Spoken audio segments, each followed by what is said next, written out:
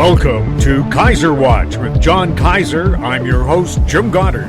John, welcome back to the show.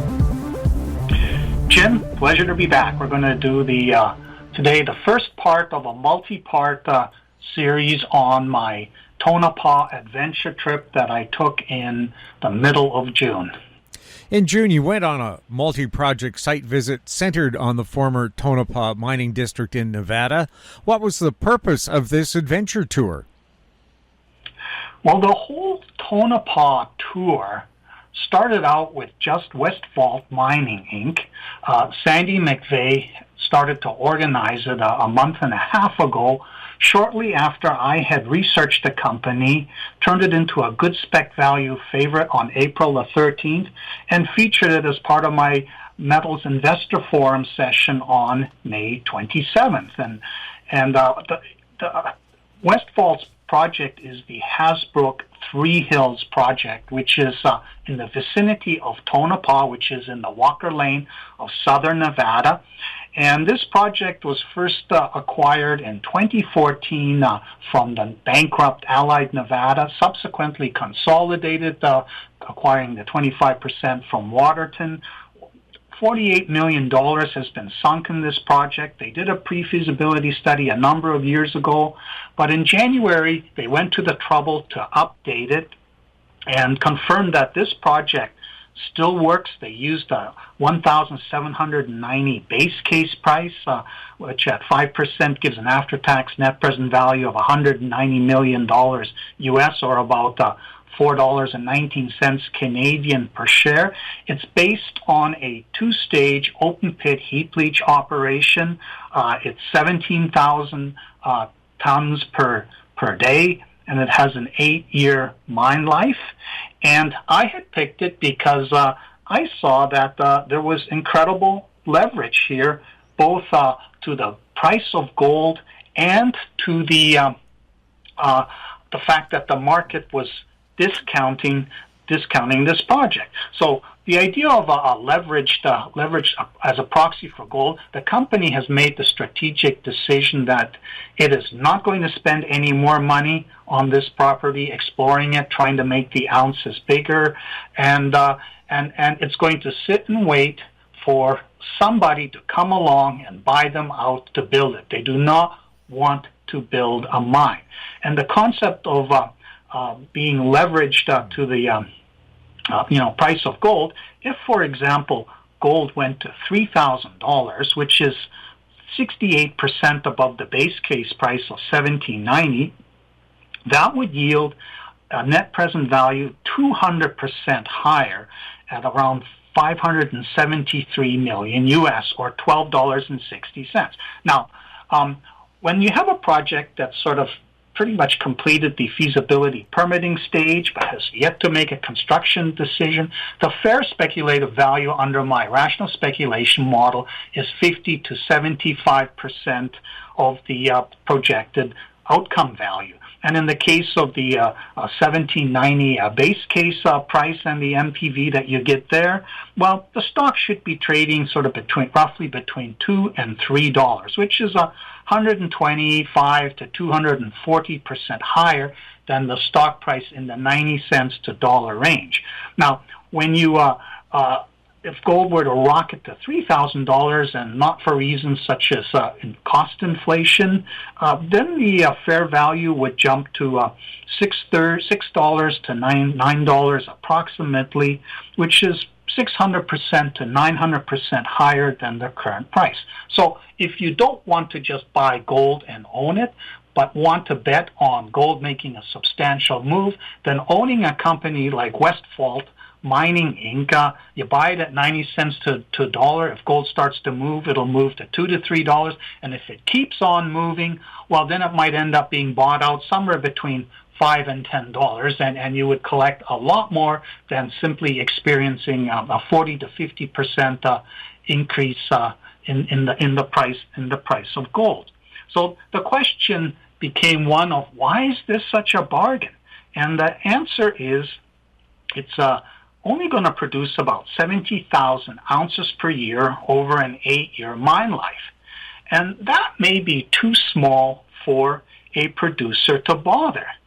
And when Sandy proposed the tour back in late April, early May, it was initially going to be just that company. And I didn't think, well, what's the point of going there? I already have researched, read the technical report, discussed everything that I can think of asking the CEO, Sandy McVeigh, so why go? But Sandy expanded the tour to include 4 other resource juniors, Allegiant Gold, Viva Gold Corp, and both of those have open pitable bulk tonnage type gold systems in the vicinity of Tonopah, and BlackRock Silver and Summa Silver, who own the western and eastern half of the old Tonopah Silver mining district. So these companies are all at various stages. Some of them already have resource estimates. Some don't. Some have done economic studies. They're all kind of waiting for that critical mass to happen. And the critical mass is not going to come from one of these companies building a mine. It's going to come from somebody else coming into this area. So I agreed to go on this trip because I didn't really know that much about the other 4 companies, and I wanted to see what was the potential for there to be critical mass here that would attract a producer to come in here and start and maybe buy out one of them and make that sort of the basis for expanding, turning it kind of into a hub and spoke type situation where they become a dominant miner in the vicinity of Tonopah. And there's 2 companies that are potential candidates for that. There's Centerra, which acquired the Goldfield project from Waterton a year or so ago for about $200 million US, and they are doing additional expansion drilling to see if they can put that back into production as an open pit mine. And then there's Anglo Gold Ashanti, which has consolidated the North Bullfrog district farther south in the Walker Lane near around Beatty, and it's building this big system around the 4.2 million ounce silicon grassroots discovery that it made after optioning the project 100% from Renaissance Gold. And that is now at the feasibility stage. And well, I also understand Anglo Gold does have properties north of Tonopah. So Anglo Gold is clearly interested in these low sulfidation epithermal systems that characterize the Walker Lane.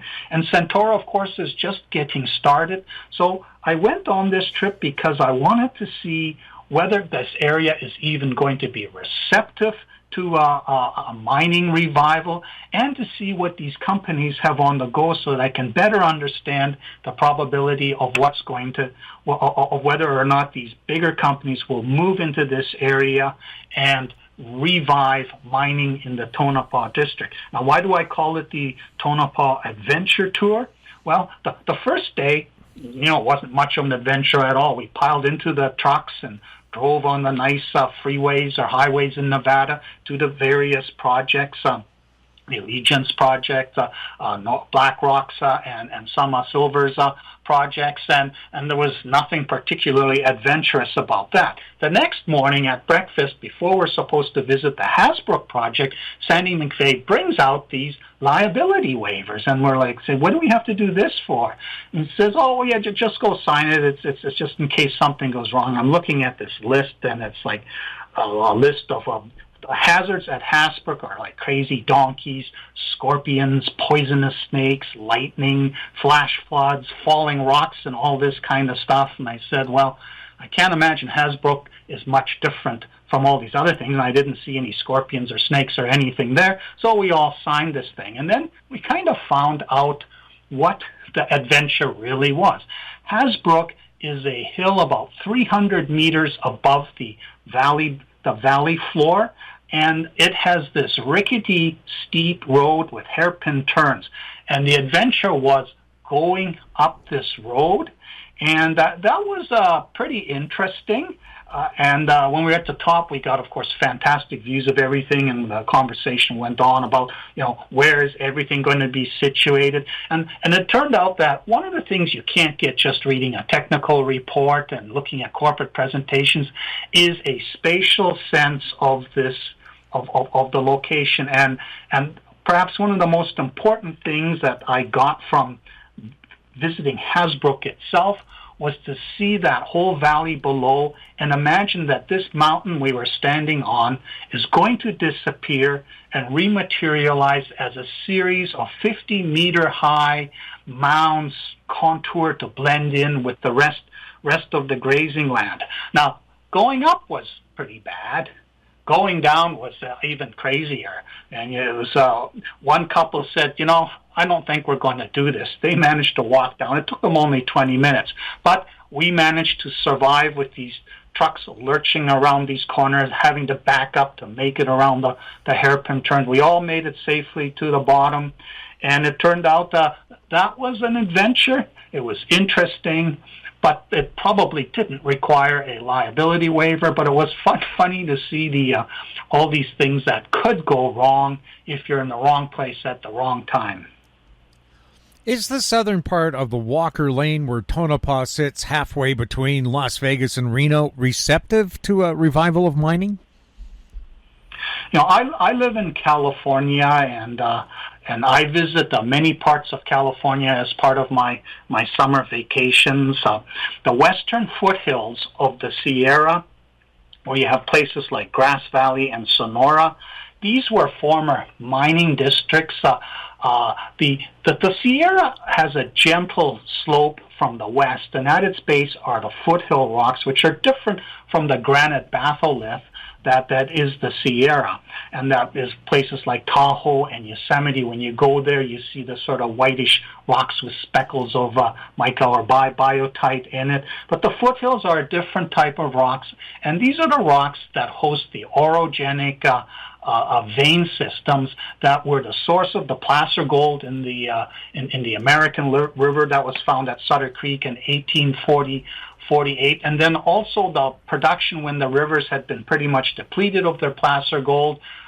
They found these orogenic veins that go down a couple thousand meters, and they mined them as far as they could into the sort of 50s. By about the 50s, it was all fading because gold was still fixed at $35 an ounce, and as they went deeper and deeper, it just got more expensive to mine these ounces. Now, this area has not seen really much mining since the 60s, since everything died in the 60s, and any of these places that were former mines have become sort of historic mining districts that are there for tourism. Juniors for the past 3 or 4 decades, I think since the 80s, have tried to put the Idaho Maryland mine back into production because there's still reserves or resources at depth that could be mined. But it's literally next to Grass Valley, which has become this nice tourist town, which people driving up to Tahoe for their summer or even winter vacations, they'll make a detour and go to Grass Valley and just enjoy the place as a tourist type place. And the western foothills have also now become a place where they are developing vineyards to compete with the vineyards on the coast. So the whole lifestyle of the California foothills is not really suited for mining. Now, when you cross the Sierra, you get to the other side, especially the southern part, it is much, much steeper. And the southern part, in the Mammoth Lakes area, all the way down to Mount Whitney, it's a combination of the granite batholith rocks, with which one associates with Yosemite, sort of a more rounded look. But there's a young generation of volcanics that come up, which make this area absolutely fascinating in terms of color and different formations. It's much different. This area between sort of roughly Mono Lake and down to where the Sierra finally fizzles out at the southern end, that's mostly on the California side, and it has become a major tourist destination. Last year I published a Kaiser Watch episode, July 15th, where I raved about what a fascinating geological place this is. The Bodie mine, which is one of those low sulfidation epithermal mines from the Walker Lane, it has now been preserved as a historic mine site. You go there and you can see all the buildings, everything's intact. It's absolutely fascinating.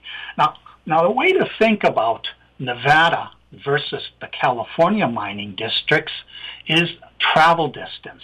It takes about 6-7 hours to get to the Mammoth Lakes area from San Francisco and about 5 hours from Los Angeles. And in winter, San Franciscans don't go there because you would have to crawl all the way over the Sierra at Tahoe.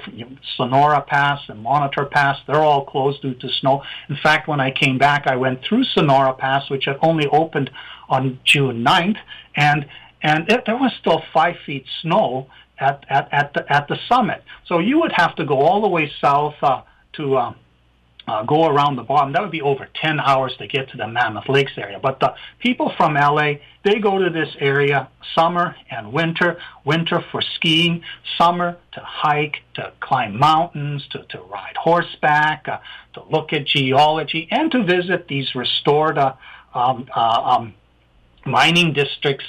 Everything has become kind of a tourist museum. If you want to go to Tonopah or Goldfield, you're going to have to drive an extra couple hours from this area. And my trip I decided to make it a road trip just to see what Nevada, the southern part of Nevada, looks like. So I drove all the way from the Bay Area to Tonopah, and that took me 7 to 8 hours. It should have only taken 7 hours, but the highway transportation system is busy laying culverts, and so they shut traffic in both directions down for like 30 minutes wait. So that's a big headache going on down there. But between Reno and Tonopah, it's about a 4-hour drive, and from Vegas to Tonopah, it's a 3-hour drive. And most of the people that went on this tour, they flew to Vegas, rented a car, and drove to Tonopah.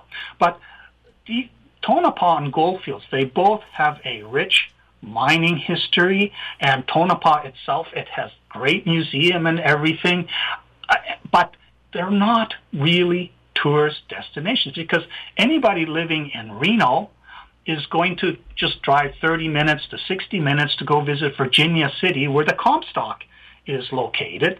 And anybody who goes to Nevada, to Las Vegas to gamble, they're not going to rent a car to drive up to Tonopah or Goldfield to look at the old mining museums. And the people who live there, well, they just like to stay in the air-conditioned bubble that Las Vegas is. So Nevada itself only has about 3.3 million people, and that can't really support a tourist industry in the Nevada portion of the Walker Lane. California has 39 million people, but they're going to go to the California side and not drive those extra couple of hours. So the Tonopah area really does not have a future as a tourist destination. It's just too far to get there when there is other stuff all geared towards the tourist industry much closer. Now, one of the things I observed when I drove there was, wow, there is a lot of nothing between towns, which if you blink, you blitz right through them. And if you're thinking of having a nice meal, well, you're going to see at best a fast food chain restaurant or some very dilapidated-looking diner, which you can't even tell if it's actually open. And then you see these signs warning 100 miles to next gas station. In fact, Bill Howell was telling me about somebody who owns a Tesla, one of the few Nevadans who actually do own Teslas outside of Reno or Las Vegas. And, of course, Reno is the place where Tesla has built its gigafactories. This person has retrofitted the trunk of his Tesla with a fossil fuel combustion generator so that when he runs out of a charge in the middle of nowhere, he can get his battery charged up again so he can continue to his destination. So Nevada really is no country for for electric vehicles at this stage, because there really aren't charging stations spread along the way of these great distances. So when I did arrive in Tonopah, I'd already had this idea. This is not going to be a tourist destination, but the Municipal Hotel's lobby bar where I was checked in, it was packed with people. And I thought, wow, okay, maybe I'm wrong. Maybe this is a good destination. And I'd seen a billboard about the Tonopah Brewing Company. So I said, well, a craft brewing company here in Tonopah. Well, this is interesting. That's what tourists love. So I hiked over there and had a meal, and encountered an incredible selection of craft beers. There's one that they call it the Mounds of Love, a pastry stout. It is comparable in quality to the best that I've encountered in California, which of course specializes in craft beers. So this was an interesting experience. But when I came back over the next few days, the hotel lobby bar was empty. And of course, we who were on this trip were too tired from driving around all day and looking at these projects to really sit there and go party in the bar downstairs. And then I found out that this was an antique car show that had been in town, and locals, Nevadans, had come there to enjoy these antique cars. So these were more local tourists, not tourists from elsewhere. So I would say that in terms of a tourist destination, Tonopah is not going to do it. And when you walk around, they've got a great museum in that, but the place, you see these abandoned buildings with smashed windows. You see these houses that are in disrepair. The yards are full of junk and litter. There is no sense of pride that, we need to show ourselves in the best form for these visitors from elsewhere. These are people who are surviving there. And it was also interesting when we went to Goldfields to check that out. They had something called the Santa Fe Club Saloon, which is right next to all these old mining dumps, and it's across from a very nice display of a mining locomotive and other equipment that's been preserved. And we went into this, and it was like going back into the 1970s, a dark, narrow, dingy bar, smoky, slot machines on the side. And kind of as a counterexample to the Tonopah Brewing Company, the beer selection was the regular and light versions of Coors, Bud, and Miller, plus the token Heineken foreign beer from which reminded me exactly of the 1970s. And while we were there, we went and visited the International Car Forest, which was created by some locals who had this property, had turned into a car junkyard with a twist. And the unusual thing they do there is when somebody dumps a car there, they dig a hole in the ground so that and then somehow drive it into it so that it's sticking in the ground like it crashed from the sky. And what the founders of this allowed was they allowed these cars to become canvases for graffiti artists. So when you go there, it's absolutely fascinating, especially when I was there, we had this thunderstorm clouds in the background kind of threatening to come over and drench us. And you look at all these cars with all this graffiti that people have done, and they've now turned it into a non-profit organization. But again, this is not a tourist thing. It's a cultural thing for the local people. And it also reminded me of the pet cemetery, which we had visited on the outskirts of Tonopah, where it's unofficial, and if you stumbled across it without knowing that it was a pet cemetery, you would kind of freak out and wonder if this is a burial ground for children that have succumbed for whatever reason. And this is also part of these local culture things geared for the locals, not for outsider tourists. So, after touring both Goldfield and Tonopah, these places are not geared for a tourist revival. They are geared for a revival of mining. They are waiting for mining to make comeback in the Walker Lane. John, does Nevada need a revival of mining in the Walker Lane? The interesting thing about Nevada is that it's called the Silver State, and yet it is the leading gold producer in the United States today. Now, Nevada accounted for 75% of the 6 million ounces of gold that the United States produced in 2021. But it has accounted for only 39% of the 633 million ounces recorded as production in the United States since 1848. The peak year was 1998 with 11.8 million ounces, of which Nevada represented 8.9 million ounces. And the USGS publishes enough detail about which states produce gold that I've been able to go through the last 100 years and claw the data out of it, and I've created a fabulous chart which shows how much gold was produced in the major states. And the key ones have been California, Alaska, South Dakota, Nevada, and then there's a few others like Washington and Utah and Arizona and South Carolina and Idaho, which have also produced gold in the past. But the dominant producers have been Nevada and California. Now the Silver State got kicked off as that in 1860 when the Comstock was discovered just south of Reno, where in was called Virginia City at the time. And again, this is now a huge tourist destination for people who, from Californians who call over the Sierra and go to Reno to gamble, and then they can go down south to take in the history that's there. The Comstock produced 225 million ounces silver and 7.2 million ounces gold, about a 15 to 30 to 1 ratio.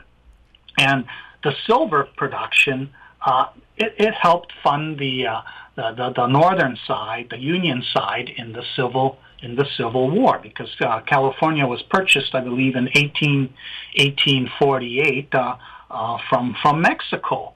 And Tonopah itself came on stream in around 1900, and that Tonopah Goldfield District, it operated until about 1930. And the Tonopah District itself, it produced 174 million ounces of silver and 1.8 million ounces gold. It was about 100 to 1 grade ratio, and the grades were 44 ounce per ton silver and half ounce per ton gold. And it was only about 7.5-8 million tons that this was produced from. So in the beginning, the physical volume of ounces that came out of the ground, silver completely overwhelmed the gold production, which is why Nevada is the Silver State, even though from about 1980 onwards, it really became America's golden state. And California, it basically fizzled in the 50s because the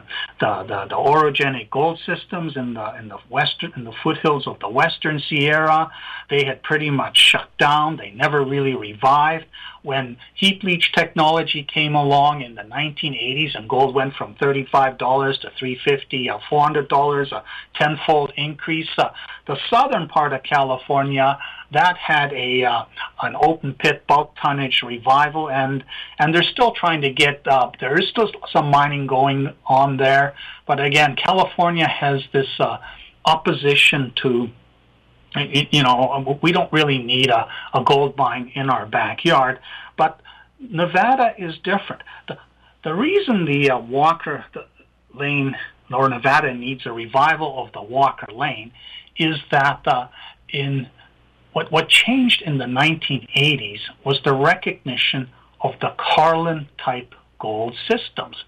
And it is the Nevada Gold Mining Joint Venture formed in 2019 by Barrick and Newmont, which absolutely dominates gold production. although in the 60s, Nevada gold production started going up while the Californian production pretty much died. In the 80s, Californian production started coming back, but then it was absolutely eclipsed by these Carlin-type discoveries. And this is micron-sized gold that's encapsulated by sulfides, by pyrite. And you cannot crush it and pan it. You cannot really see it. And with everything at surface, of course, is oxidized. And so when all the different prospectors came through, they didn't really recognize this Carlin-type gold. But with assaying techniques, all of a sudden they realized there was this incredible endowment of gold that had something that the Walker Lane didn't have. It had the combination of high grade and scale, tonnage and grade. And that's why Nevada has shot way up in production. And so three counties, Elko, Humboldt, and Eureka, they account for, in 2021, they accounted for 83% of Nevada's gold production, 3.7 million ounces. Only 746,000 come from the rest of Nevada, the low sulfidation epithermal systems. And in part two, we're going to talk about the difference between the Carlin-type deposits and the epithermal-type deposits. But with the Nevada Gold Mining Joint Venture formed, there is an area of interest that's 75,000 square kilometers, 7.5 million hectares.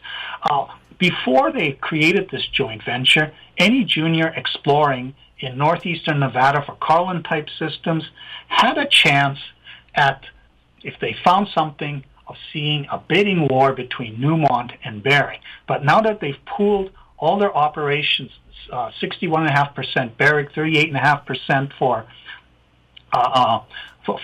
Newmont, anything they do has to be done jointly. And the whole purpose of consolidating this is that they've developed roasting capacity, because these Carlin-type deposits, they are refractory. You need to really cook them to break down the sulfides and get the gold out of their little pyrite prisons. So the other benefit, besides sharing the roasting capacity and figuring out where it's better to send ore, was their properties are all next to each other. And once they dissolved the boundaries, indications that a zone projected onto, say, Newmont's ground no longer had to be ignored. So now they have this enormous brownfield potential to just chase zones onto what used to be separate properties. So the future of Nevada's Carlin-type production is pretty much in the hands of the Barrick-Newmont joint venture. And yes, while they'll do a few deals with other companies here and there, their focus is internally. And because they are big, giant bureaucracy, you don't have this sort of innovation going on where juniors are trying high-risk exploration to find something new in distance. So in a sense, the growth for northeastern Nevada from Carlin-type systems is largely in the hands of the Newmont, Barrick, Nevada Gold Mine joint venture, which is why I sort of shifted my attention from hoping somebody will find some huge new Carlin-type system undercover, be it gravel or barren rocks, such as Nevada Exploration Inc. and New Legacy Gold were attempting to do. I'm now shifting my focus back to the Walker Lane, where these low sulfidation epithermal systems have always been the focus until 1980. And if Nevada wants to keep growing as a gold producer, it needs to revive the Walker Lane low sulfidation epithermal systems. And from the 1980s onwards, the Walker Lane basically became the graveyard for investor dollars because either the zones were narrow and not large tonnage, or they were these low-grade envelopes around these vein systems that were bulk tonnage development. And in terms of economics, they just paled against the Carlin-type systems of northeastern Nevada. But now, when we're facing the possibility that the conflict between the geopolitical conflict between the global West and global East could escalate and actually give us another real price increase in gold, and not just tracking inflation, these bulk tonnage scenarios could be in the money. And of course, everybody's concerned about the footprint of mining. So while groups like Centerra and Anglo Gold are primarily interested in developing big open pit mines, others are interested in seeing high-grade underground mines efficiently done, not inefficiently like during the Tonopah mining days, to see these develop, because this will produce gold and silver cash flow for the state, and it will have a lower footprint. But there's also an interesting development going on with the whole sort of reclamation business, and that was what was interesting from the second night of our Tonopah Adventure Tour. Was Sandy McVeigh, instead of bringing in some geologists from the University of Reno, brought in, to tell us about how low sulfidation systems work and where the potential lies in Nevada, brought in an ecologist called Tamzen Stringham, who told us about what's going on in terms of the whole reclamation restoration arena.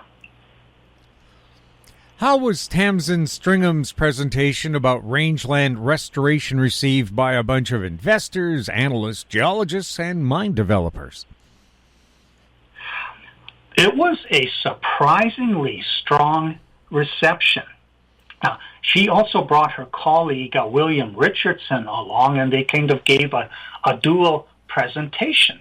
And one of the big issues for both the explorers and the developers, and this is why it turns out that Sandy McVeigh and the American Lithium Corp, these groups have been sponsoring work that she is doing with regard to reclamation and restoration activities. Now, one of the projects that we visited, the Boss Mine, which is part of Allegiant Gold's East Side project, this had been developed and mined by a private company in the 80s, and it was abandoned in sometime just before all the reclamation obligations came into effect. And it's basically now the BLM's problem, Bureau of Land Management, to fix, but it doesn't have the money to fix this leftover mounds of waste rock and heap leach piles, which were never contoured, which were never replanted. Now, the mining sector has tremendous obligations these days, and the anti-mining lobby, it operates by a memory of the bad old decades when the miners didn't care about anything. They just dumped whatever effluent they had into the local rivers. They dumped the tailings wherever they could. They didn't really care about restoration. That reality has changed. So the entire mining and exploration industry is geared to dealing with the disturbance that they're causing responsibly. And at the exploration level, you build a drill pad, you disturb everything around it, you have to replant it and make it look like it was before. And one of the problems that they are encountering, and this suddenly became apparent because it was especially from the company side, people like myself from the journalist and investor side weren't really plugged into this, but the company people are really frustrated because the BLM has these seed mixes that were invented many decades ago, and after you've smoothed everything over and removed any sort of drilling artifacts, you're supposed to reseed this area, and then they come and inspect it later. Except many of these areas have different soil conditions, and the seeds don't really grow. And so Tamzen, and don't call her Tammy, Tamzen Stringham, what she specializes in is research on how to enhance the growing of desirable species. And sort of the two pugilists in the room were cheatgrass and Indian ricegrass. Now, Indian ricegrass is a native plant. It's a bunch grass. It has an extensive root network. It's a perennial. If you take 1 cubic feet and string all the roots out, they would stretch, put them end to end, they would stretch a mile. Cheatgrass is an invasive species from Eurasia. It is the first to come in anywhere and resettle, say, a burnt out or disturbed area. And it has a single shallow taproot. It displaces everything else. It creates a monoculture.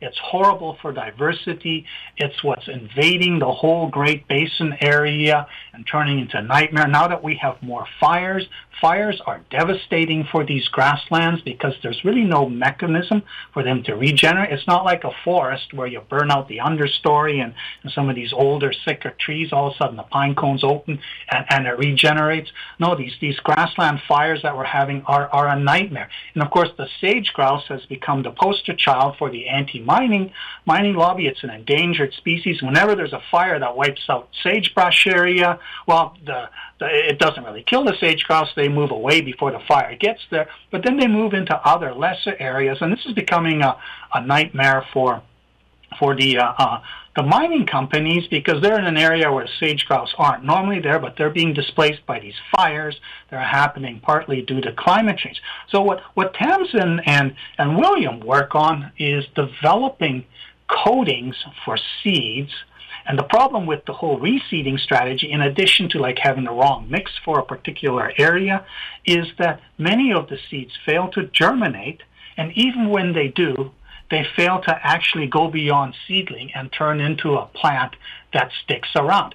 And they want Indian ricegrass to flourish because it supports a diverse habitat. And so they're doing research on coatings that you mix some proteins with a binder, and that allows the seed to be protected. And even when it germinates, it has some additional nutrients attached to it that allow it to grow into a proper plant. And the mining industry is eager to fund this. The existing mechanism has been largely, donate money to the University of Reno. But the University of Reno takes 51% of all donations and swallows it up in its overhead coffers. So what people like Tamzen have been doing is creating research foundations with a special purpose to which companies and individuals can donate. And then the money, most of the money then ends up being used to support the specified research to create all these coatings. And in another area of research that they're working on, it's called a fecal strategy. And Nevada is still a big grazing area, ranching area, and cows do have this problem of sometimes overgrazing and destroying the native plants, and then cheatgrass isn't the greatest fodder for them. But when you feed these coated seeds to a cow, then the cow pies end up being, say, a natural distribution agent for reseeding this area. But the problem is a cow's gut is pretty destructive to just about anything that it eats. And so they're working on ways of creating coatings that survive the digestive tract of cattle so that cattle can become these distribution agents. So there's a lot of activity going on, and this is important in particular for the lithium claystone projects that are coming, because these are shallow 20 to 40 meter thick horizons grading about 0.1 to 0.2% elemental lithium that has the potential to provide an awful lot of lithium for the electric vehicle industry. But they're going to involve massive strip mining where you take this overburden off and store the soil somewhere on the side, mine out the lithium-bearing claystone, put the other stuff back, but then you're going to need to revegetate it. So all this research going on is going to be critical to the future of mining claystone deposits in the southern Nevada area. And this is all in the Walker Lane area, sort of north and south of the Silver Peak operation of Albemarle. So this was a very interesting evening session. And of course, the mining companies, they want more efficient ways to be able to reclaim anything that they've disturbed. And when you look at the sort of West Fault and its Hasbrook project, it's going to take down this mountain. It's going to have all this waste pile and heap leach piles all over the place. It wants this to become naturally revegetated as efficiently as possible. So it was very cool to get this ecology lesson and an insight into what the problems are with reseeding strategies, and what's being done to make reclamation, and not just from mining disturbance, but also from the fires that are happening more frequently, or areas that have suffered from overgrazing. This was another sign that a mining revival for areas such as the Walker Lane is in the cards for Nevada. John, thank you so much for the update. You're welcome, Jim. I'm Jim Goddard. Comments made on Kaiser Watch are an expression of opinion only and should not be construed in any manner whatsoever as a recommendation to buy or sell any financial instrument at any time. Archived online at kaiserresearch.com.